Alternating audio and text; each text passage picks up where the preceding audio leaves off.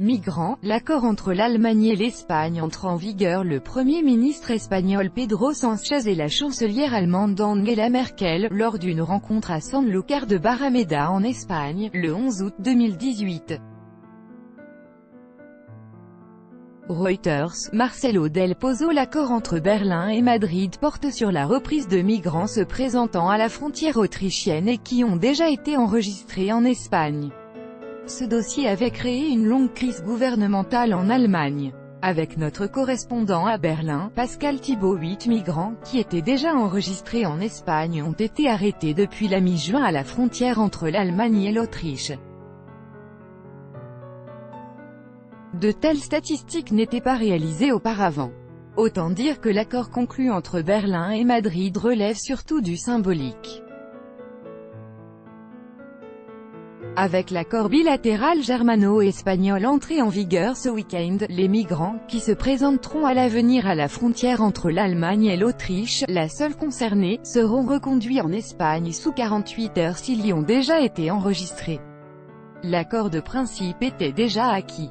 Il est désormais acté. Un tel accord doit être adopté avec la Grèce. Les choses sont en revanche plus compliquées pour l'Italie.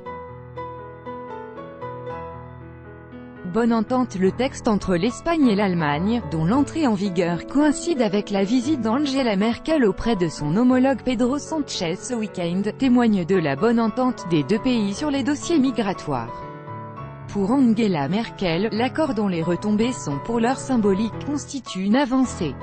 La chancelière en conflit avec son ministre de l'Intérieur Seehofer marque un point. Ce dernier voulait refouler les migrants déjà enregistrés ailleurs aux frontières de l'Allemagne.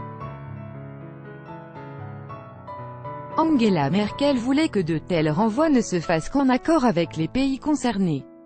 Le Maroc au cœur de la rencontre. Pour leur première rencontre, Pedro Sánchez et la chancelière allemande ont affiché en Andalousie leur convergence de vues sur la question migratoire et notamment sur un soutien financier accru à l'un des principaux pays de transit des migrants, à savoir le royaume chérifien.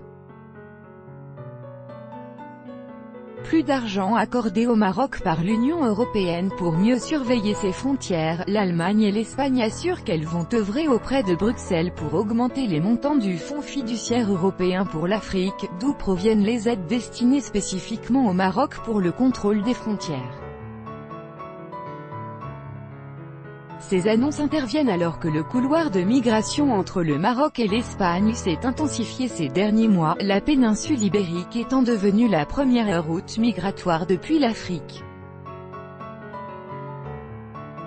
Un soutien financier qui serait bienvenu pour Rabat qui, selon le journaliste espagnol Ignacio Sembrero, aurait déjà demandé des équipements matériels, hélicoptères et autres appareils de surveillance à l'Espagne à hauteur de 60 millions d'euros.